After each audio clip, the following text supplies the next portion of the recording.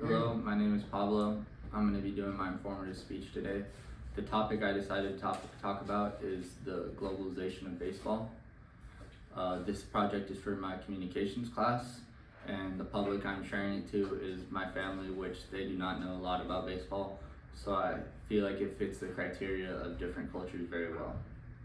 First off, I want to start talking about is just giving a quick definition of what globalization is.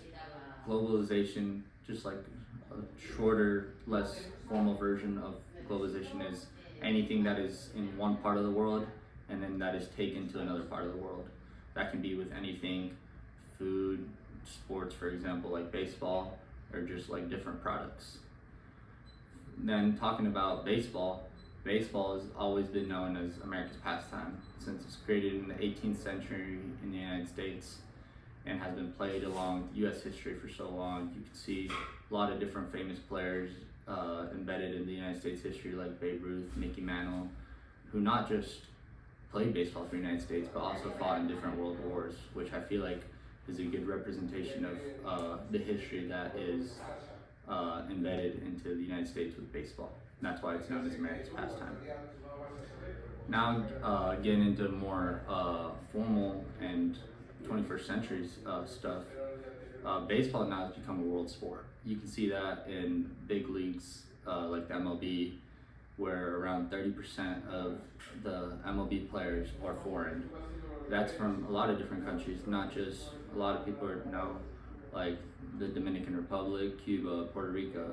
You can even see countries like Japan and Southeast Asia being a big part of a lot of different MLB teams and professional baseball. The visual aid I decided to present today is going to be a part of the World Baseball Classic, which is basically the World Cup for baseball.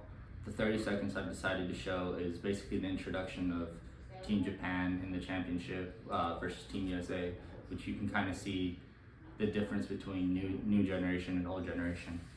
United States does not score. Bottom of the first, no score. Japan comes up for the first time. Lars Nootbaar there, center fielder and leadoff hitter. Kensuke Kondo's had so many good at-bats in this tournament. He bats in front of Shohei Ohtani, Masataka Yoshida bats right behind him. Murakami, the hero last night. Okamoto, Yamada, Kenta, Nakamura.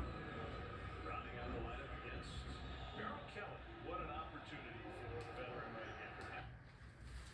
The reason I decided to show this clip from the World Baseball Classic Championship game is just so you can see, obviously there's a lot of players like Ohtani and Yamamoto that are very well known and that play in Major League Baseball, but a lot of that, almost 90% of that Japanese lineup doesn't play MLB baseball.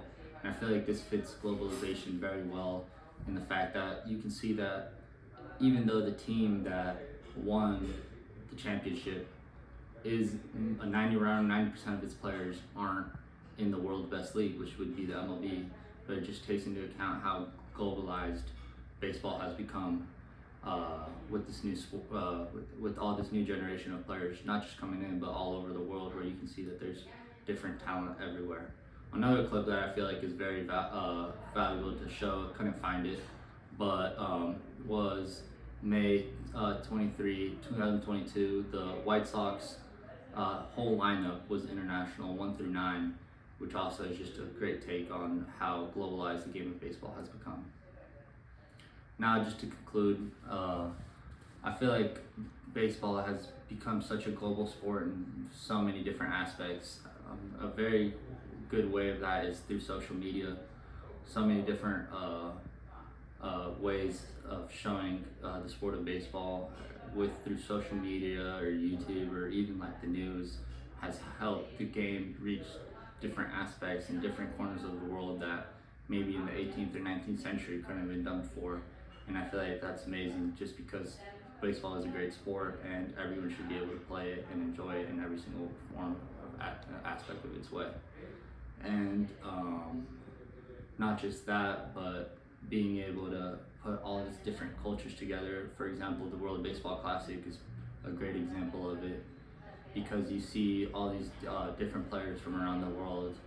For example, maybe a continent or country that doesn't play it as much or can't be seen as much like Great Britain, you can see a lot of their players playing against some of the best in the world, or the Czech Republic, where baseball was illegal to play during the 19th century.